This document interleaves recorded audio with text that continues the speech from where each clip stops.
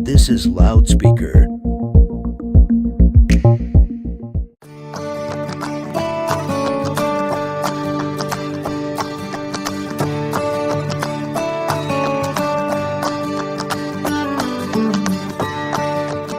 Hi, and welcome to Connecting a Better World, where we spend time meeting some of the most incredible human beings who make this world a better place. We will learn how each individual took their ideas, mission, and purpose to create and serve others in business and organizations that surround social good, social entrepreneurship, and social impact, and find out how we, together, can further connect others to help. I am your host, Dr. Natalie Phillips. On this episode, I spend time with Kimberly Giles, co-founder of Little Willows, whom she founded with her sister. Little Willows provides coordinated clothing boxes for young children in underserved families throughout northern Colorado. With the conviction that every child deserves to look and feel their best in every season, Little Willows exists to supply children and families in need with new or gently used clothing donated by generous community members. These boxes are not just practical gifts to meet practical needs, they are filled with hope, bestowing confidence and courage to those marked by scarcity or insecurity. So I'm super excited to have Kim join me on the show. Thank you for joining me. Thank you for having me.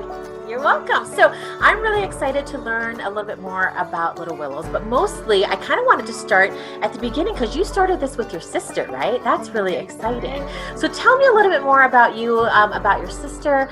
Where did you guys grow up? Did you have role models or mentors that you looked up to that were involved in this type of, not your type, but any type of philanthropy? Yeah, definitely. So I'm the youngest of four, and we grew up in Longmont area most of my life, and so Colorado native. And my dad was in ministry, so he was a pastor at a church, and my mom did childcare and did all the things with them. So we had people in and out of our house all the time. We had meals and were just heavily a part of the community in Longmont growing up, and people were a priority. So we definitely had that as a basis of our growing up. And I was close with all my siblings growing up and still the best friends of my adulthood as well. And my sister spent some time overseas. So in that time, she was in Thailand and India working with early childhood and actually teaching people how to teach children. So she had an experience there for many years, but then ended up coming back. And so when she came back, we were both just trying to kind of figure out life and how to do it and how to do it well and what was our role. And those conversations were just honestly brain dumps of trying to encourage each other on how to live the best life. And it ended up unfolding in something that we get to do together. And so it was really cool just to see how those conversations of where she was at and what she was seeing in the community at a nonprofit in Fort Collins, working with families that low-income families that needed extra support, seeing how they were actually having access to a lot of resources, but not the time or the capability to necessarily manage everything coming at them.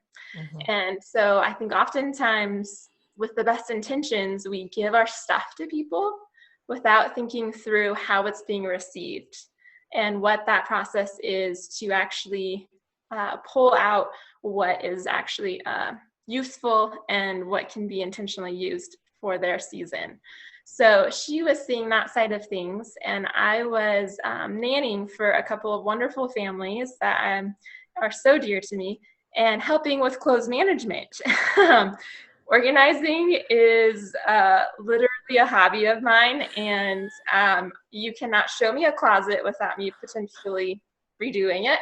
And so I just really helped them kind of keep up because kids grow really fast. And also in Colorado, we have 4 seasons. So keeping up with all of that is definitely not an easy task for families. And what I was seeing is surplus of clothing that we have in America for most families. And then when you're transitioning a child out of a size or a season, what do you do with those clothes? There are memories attached, there's emotions attached, and it's really hard to let go. And there wasn't a great entity to give those over to that you knew where they were going. And so we saw an opportunity really to create this middle entity, being able to take excess clothing and giving it new life and new dignity to provide in an intentional and thoughtful way to someone else. And it's provide freedom in both situations of just freedom of space and time and a contribution to the community. So that's kind of the beginning roots of what Little Willows was shaped from. I love that. And here I am sitting. So I have two kids. Yeah. One's 13 and one's 15. And I'm like, I've got boxes and bins down there that my husband would love to release, because it's one of those things where it's exactly what you said. There's so much memories and so many things that I mean, it's not like I'm going to have another kid, right? But I just don't want to let it go. I'm thinking, oh, maybe for my own grandchildren in like 20 years. But then it's like, really, are you really going to keep that? And I love what you said about not people think about the giving, but not necessarily on the receiving side, right? Because we volunteered, my children and I have volunteered at different places that do get a lot of clothing. And I mean, you are just going through all kinds of stuff, right? But the one thing that I did love about what you guys did, or what I heard so far, and I'll learn some more today, is just how much care you put into sorting through it and packaging up so that it is somewhat of, a dignity present almost. But I can see where it comes from now because of the care that you guys were brought up in. But then also, I love the organization skills. I'm just thinking, I wonder if she can come over to my closet, because she would just, oh my gosh, you would totally Marie Kondo my closet. Yes. My sister will say, she Marie Kondoed before Marie Kondo. I'm like, oh, thanks, I'll claim it. Oh my gosh, I love it. And it's funny because I used to be like that. I remember in college, I went over to a friend's dorm, and I could not stand the way that his clothes were hanging. So I had to take everything out, re-hang it back up, and like space everything out. And we laugh about it now, but I feel like I've met my spirit animal when you were talking about that, because I was like, oh my gosh, I've done that before. I don't do it as much anymore, but I totally get what you're saying. So I love how all of that stemmed and came back together, maybe after your sister came back from her work overseas, and then it sounds like she did some work here and started to see the need. And then you and her, just the perfect partnership in addition to each other to create what Little Willows is. So it's super. It just sounds very, very special. And it sounds like it was something that was important that she saw. And of course, with your organizational skills and just, like I said, I feel like I can feel the care coming through of why you guys are doing this, right? So, how did you start to find some of the resources or get the donations to even get started? Yeah, so we kind of just threw out this text message to some of our closer friends. Hey, we got this idea. We don't know where it's going to go, but we want to try it. We want to offer it and see where it goes. So it was only about 10 different friends, and they were all like, yeah, we got stuff, come get it. So we started with that. And 2 years ago, we were just reflecting on this today, actually, because 2 years ago, we took our first Little Willows curated clothing box to a placement that my brother and sister-in-law said yes to. And he was a little 1-month baby boy, and today he and his sister are adopted now into our family. So it was very emotional morning for all of us as we virtually welcomed them into our family, and thinking back of the journey of them and of Little Willows the last 2 years. And awesome that he was our first client from Little Willows. Wow. So they are adopted in your family, like your actual family? Wow. Yes, I him. And so it was really sweet. And so maybe I kind of jump in. I get really excited and I forget to explain the process. Yes. And what we do. And we have a very cool graphic on our website that a friend did for us that I'm so excited about.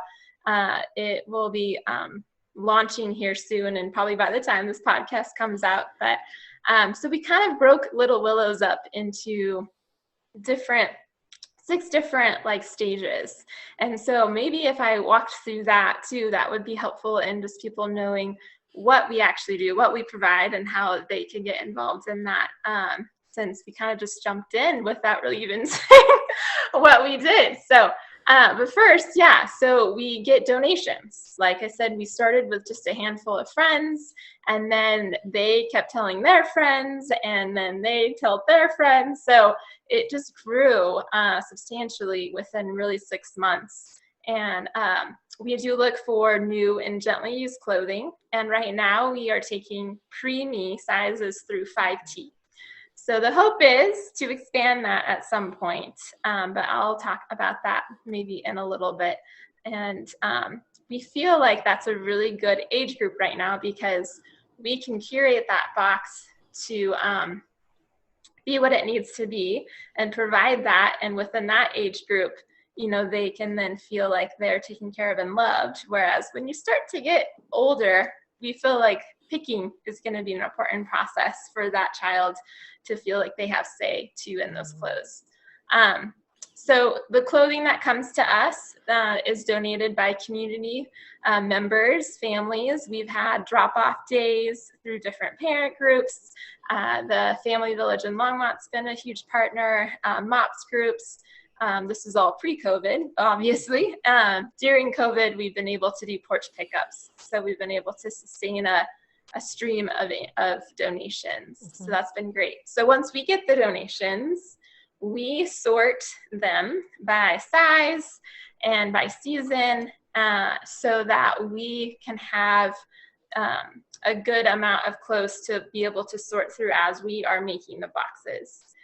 And as we're looking through these clothes, we want to make sure that they don't have any holes, don't have any stains, that they look new for these children. And we also look for any wording. We avoid language around relatives, mommy, daddy, grandma. We also avoid words that we don't want to speak over this child, like troublemaker or other things that might be found on popular clothing, but could be really triggering for a child coming out of trauma or being transitioning to a foster care home. So we do a really mindful process of trying to pick clothing that is going to be a good fit for a child coming out of all kinds of different situations. Then the fun part for me comes in, where I get to go curate a box for a child based on a season and be able to pick out 10 different outfits, pants and shirts that all go together, PJs, new socks and underwear, shoes. And our goal really is so that the thought is taken out for these families. You could go pick out a pair of pants and pick out a shirt and it'll go together. And then at the end of the week, you can throw it on the laundry, start over, and have all kinds of different outfits that mix and match. And we just feel like this is really important for our branding purposes to provide this so that they don't have to worry about it every day of what are they going to wear and what do we have and is it clean, is it in good shape. And we want these kids to look and feel their best and have that opportunity to. And sadly enough, there's research that also supports that how a child dress influences your way of reacting to them. And I wish that was not the case, but a child that, has a bow in their hair and a cute dress on is going to be responded to differently than someone that might not have a matching shirt and top and has holes or stains on it. Wow. So in our society, there is no reason for a child to look like that. We have plenty of resources. So we're just trying to make sure that that child has the available resources to them to look and feel the best.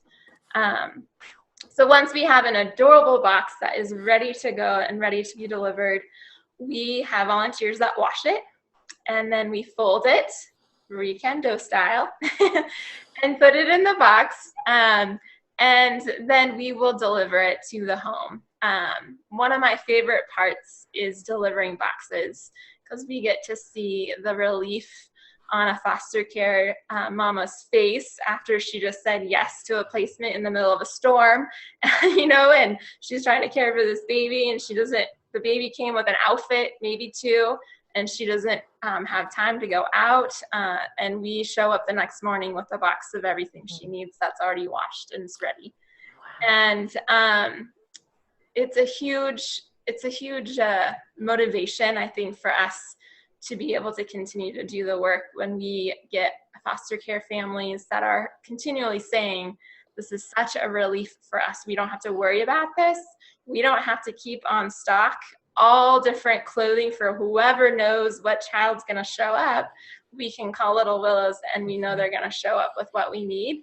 And then we can give back to them when that child no longer needs those clothes, and repeat the cycle. That families that we serve, the families that we're able to deliver the boxes to, include foster care families. Majority of our families are foster care families, and it's such a good fit, just because of what I said of not knowing what child you're going to get or what age, and being able to continue to support them while they're in foster care, and potentially if they go back home, we can continue to support them there. But also wanting to support a larger population of people in our community who either have financial needs or are facing homelessness. If we as a society can go upstream and downstream, I think that is a better way to fix some of the issues that these families are facing than just responding in crisis. So we really feel passionate about supporting people who are in early intervention. We work with two amazing early interventionists, that's a tongue twister for me, in Fort Collins, that refer families to us that we can come alongside and support for this basic need, as they're navigating just so much already that this has taken off their plate. So the families that we serve then can contact us, say a child grows out of those clothes, or say the first snow happens. We always try to be proactive, but Colorado seems to always be 2 weeks ahead of us. So we're learning. So the biggest vision, though, is that we get to have a connection with these families on an ongoing basis, that then they get to give back to the community by donating the clothes, and then we get to reuse them for another family.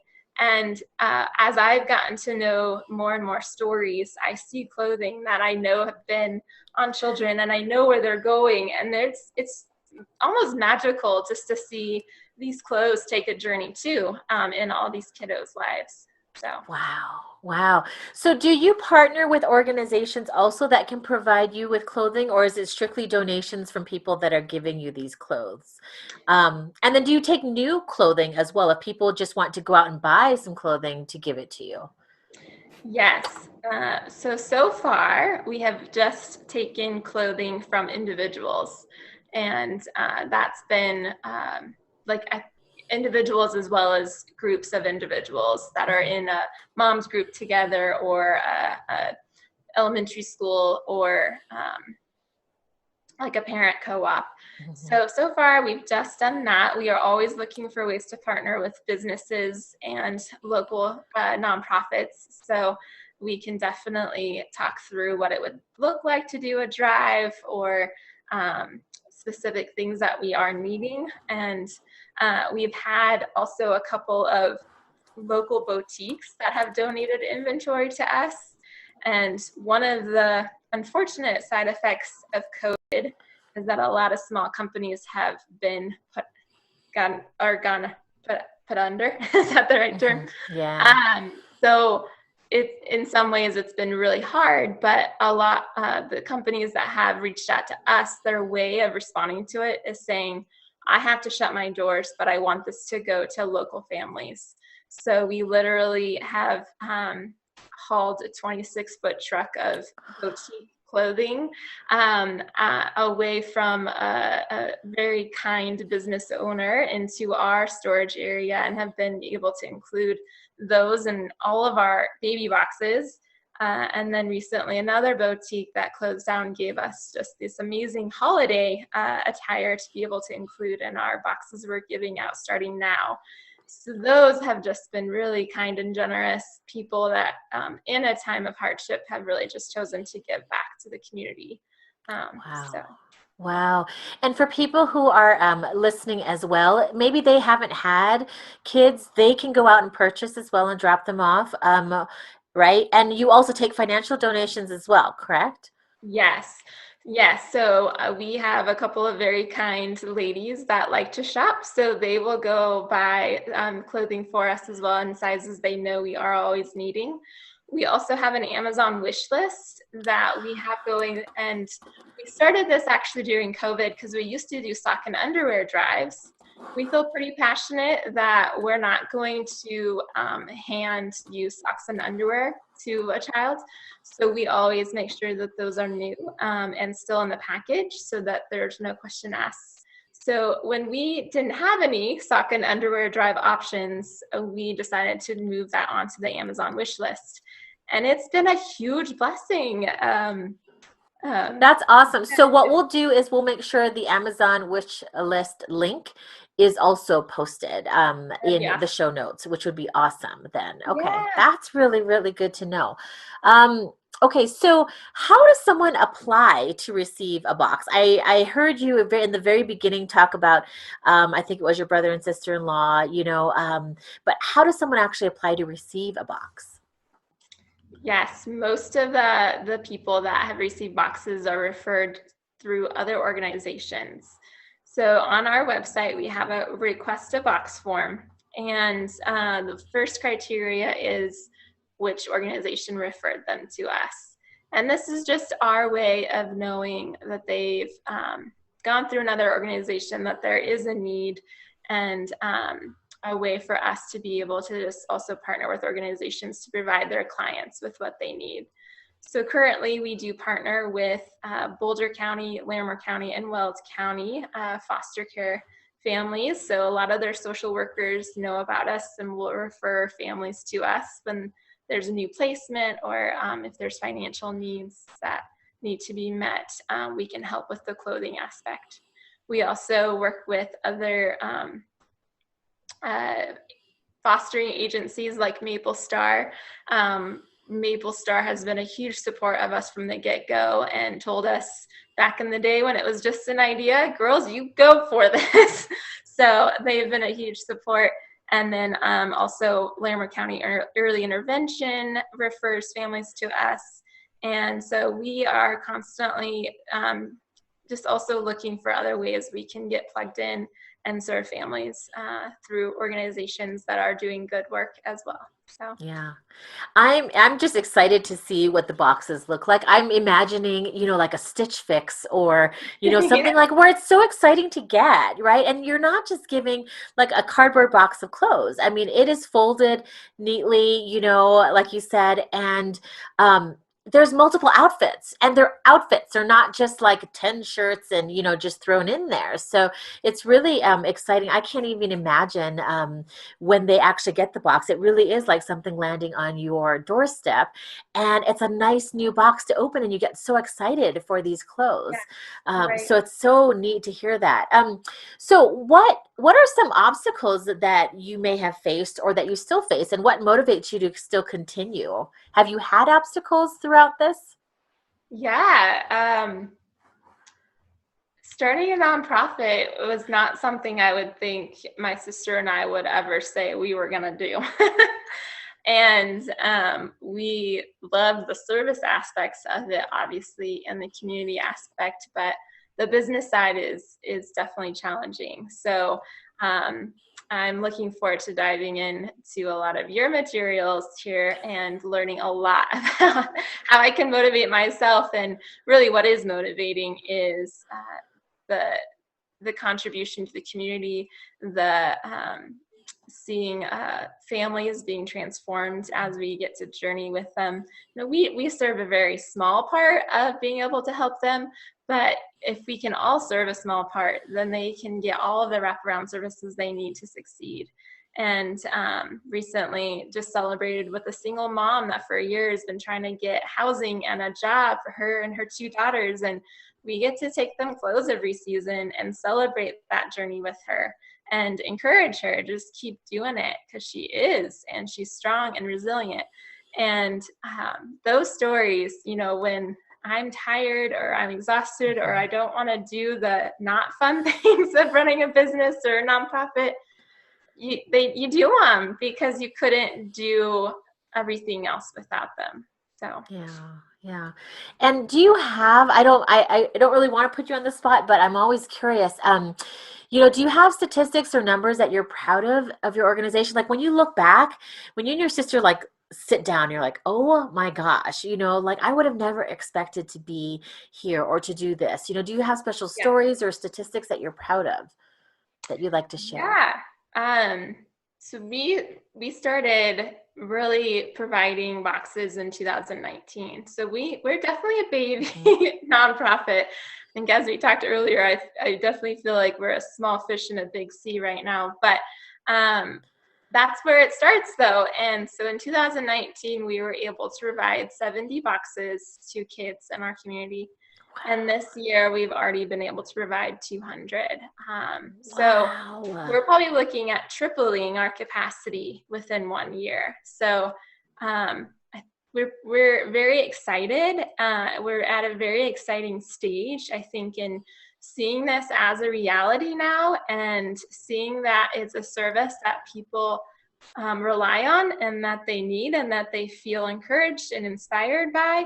And that it also provides opportunity for other people to get involved in a way that's already a part of their lives, of being able to donate clothes and do laundry. And I think we're most excited about what's to come as well, as far as being able to potentially have a space that we can facilitate better volunteer days and make more boxes from, and as well as host potential interns, potentially teens that have aged out of the foster care system or that are in the foster care system could intern with us and have a job and be able to have a role to give back. So we definitely dreamers. And so we're excited about where this journey has gotten us, and we are just really excited to see how it continues to unfold.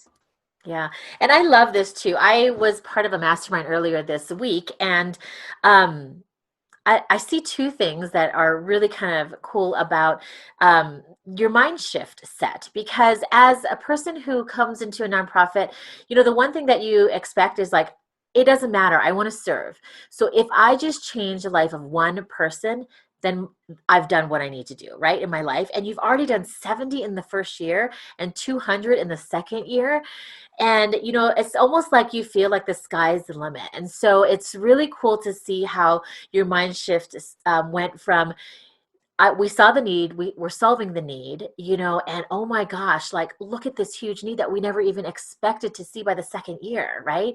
But at that same time, I do have to praise you again, going back to what you said, to really teach other people to have a mind shift set. Like, don't just get rid of your things. Like, think about other people who actually need it. And the thing that I love, and that's why I wanted to interview you too, is I just love the dignity part. And I think that comes with the mind shift set, because I think a lot of people just box everything up and push it out the door, and they don't take the time to think about just a small little act of spending time to care for the clothes and curate them makes it even so much more special, like magnitude, right? In a magnitude of just growing that and getting other people to shift their mindset as well. So that's really, really kind of cool. And I've got another idea for you too. So I'll tell you when we're done here, but I've got some good partnership ideas for you. Awesome. Okay. I want to hear them. Yeah. So, okay. So for, people that are listening and they want to be involved, like maybe, support, we've talked about financial support, we've talked about donations, what other ways can you think of that your organization might need from people? Yeah.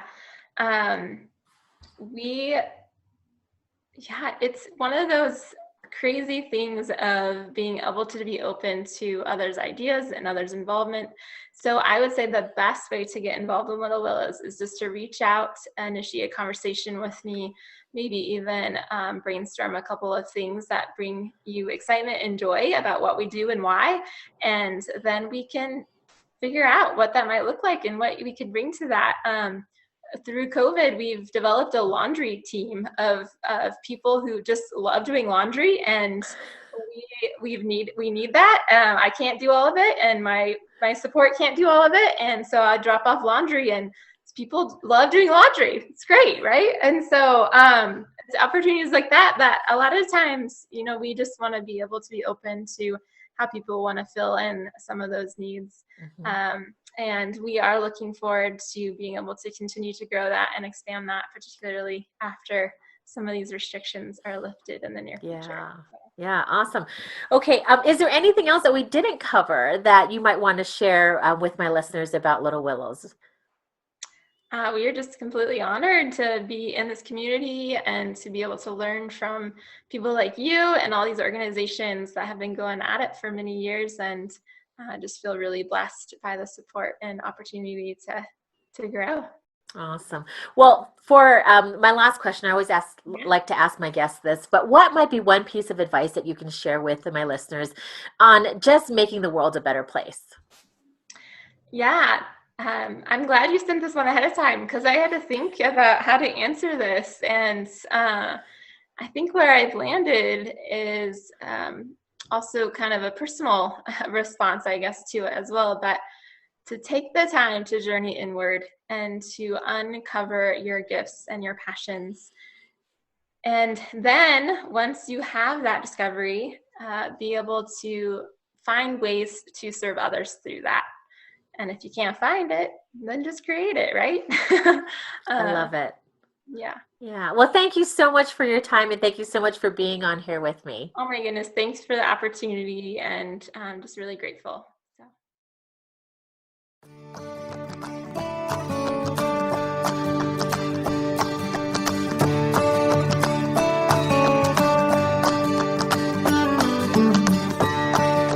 Thank you so much for tuning in to Connecting a Better World, and thank you, NoCo FM, for supporting this show. If you connected to something in this episode, we would love to hear from you. Our contact info will be listed in the show notes, as well as you can reach us on our social media channels. Please feel free to share our podcast with your friends and loved ones. For more shows, please tune in to noco.fm online.